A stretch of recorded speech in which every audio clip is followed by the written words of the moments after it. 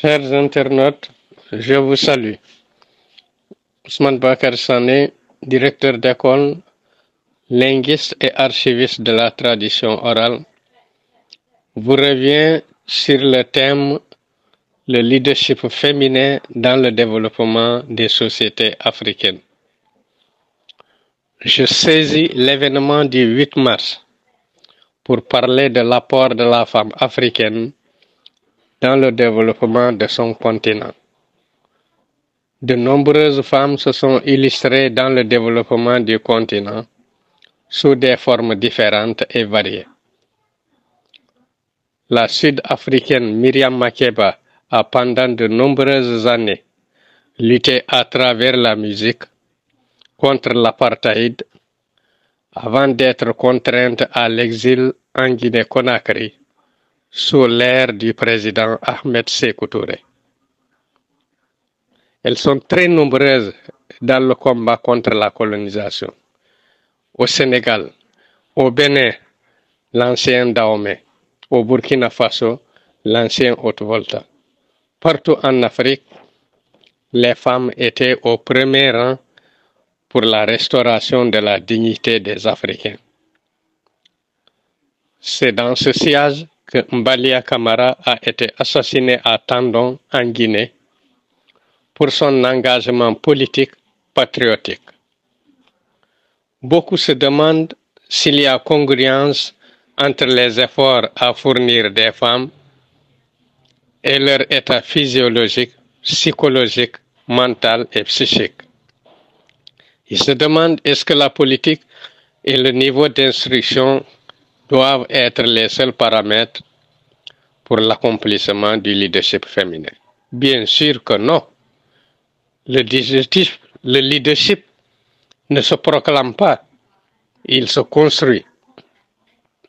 Le débat sur l'égalité, la parité est derrière nous.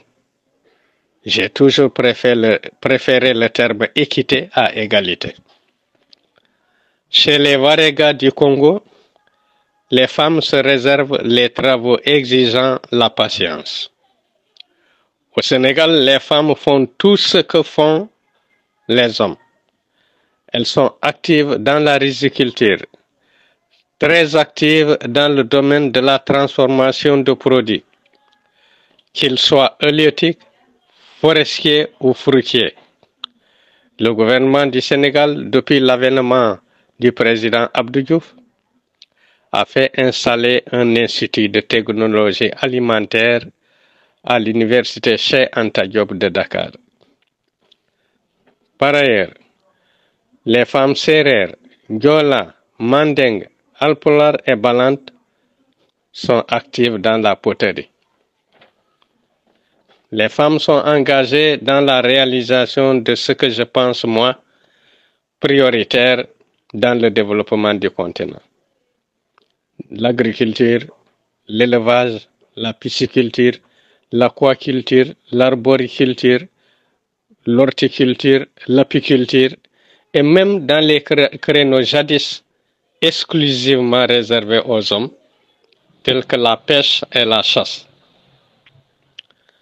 Il faut donc une réelle volonté politique à nos États pour propulser tous les secteurs et en faire un développement endogène. Il faut que les femmes soient vigilantes, qu'elles s'accordent sur un processus. C'est là où j'ai des inquiétudes, parce qu'au Sénégal, Aminata Sow, Aïssatou Sow Sidibé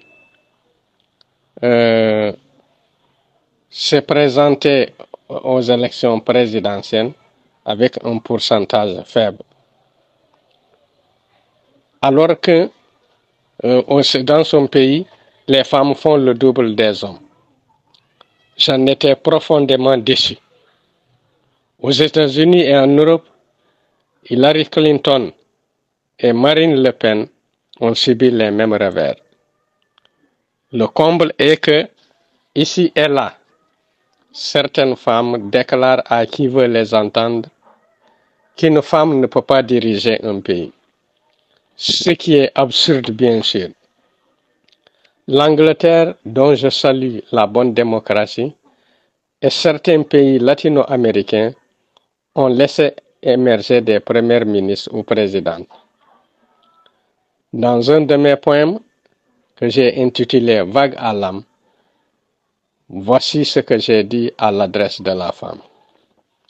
Cherche l'équité, ne demande jamais de faveur.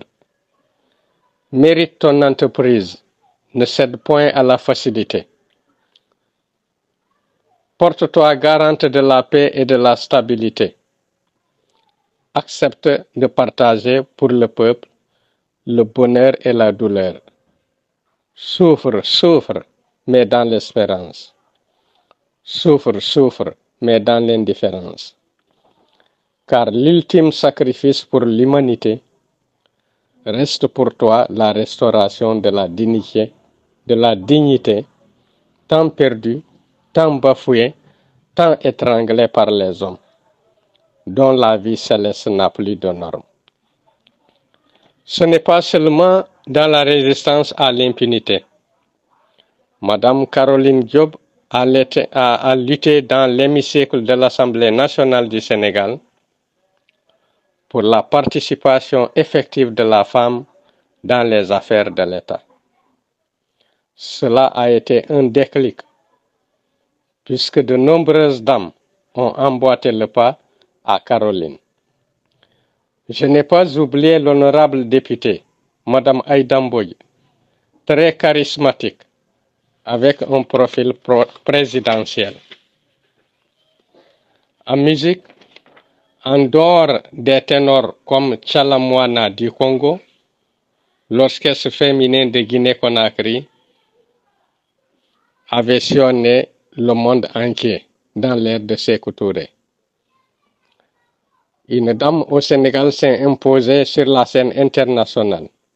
Il s'agit de Coumba Gawlo Seck, musicienne émérite. Aujourd'hui, l'orchestre féminin du Bénin a pris la relève de celui de la Guinée-Conakry. Je ne doute pas un seul instant des qualités intellectuelles et opérationnelles de la femme à travers le monde. Ayez confiance en vous-même et refusez toute manipulation, toute flatterie venant des hommes. Je pense que le prochain président du Sénégal sera une femme. C'est une prophétie et s'il plaît au bon Dieu, vous aurez toute la latitude de vérifier positivement cette hypothèse. Merci et bonne chance.